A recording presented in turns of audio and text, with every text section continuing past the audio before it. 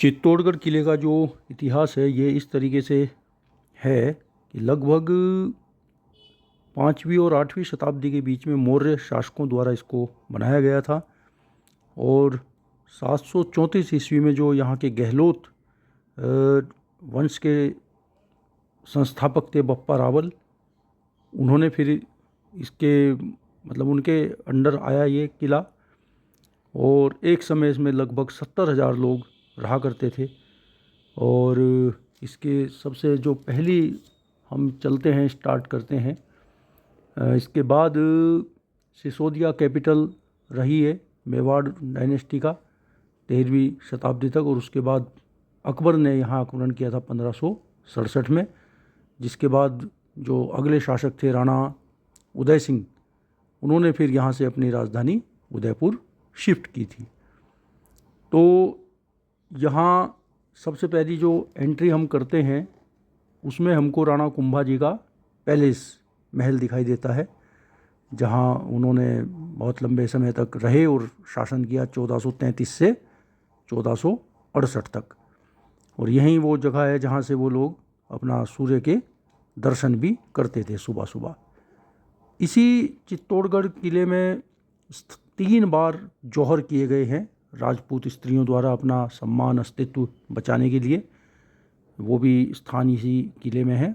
और जहाँ उनका स्नान करने की जगह थी गोमुख कुंड, उस जगह को बोला जाता है, वो भी आप इस किले में देख पाते हैं।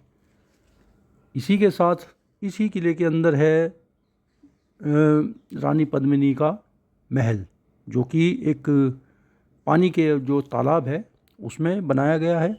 आज भी उसमें पानी है, आप देख सकते हैं जब जाएंगे। और एक तरीके से वो उनके गर्मियों के समय सीजन में रहने का वो स्थान रहा होगा।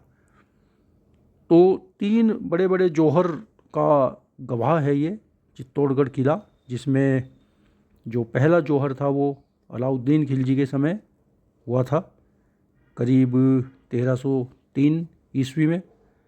और उसके बाद जो अगला जौहर था वो गुजरात के सुल्तान बहादुर शाह के समय। और तीसरा जौहर अकबर के समय भी हुआ था यहाँ, जिसमें जो जयमल और फत्ता नाम के जो 2 बहादुर सेनापति थे, और लगभग 8,000 की उनके पास उस समय नफरी थी। और उन्होंने मुग़ल सेना का बहुत बहादुरी से सामना किया। और मुग़ल सेना ने लगभग इस किले में लगभग 30,000 लोग उसमें उनकी मृत्यु हुई। और तीसरा जौहर भी यहीं किया गया था।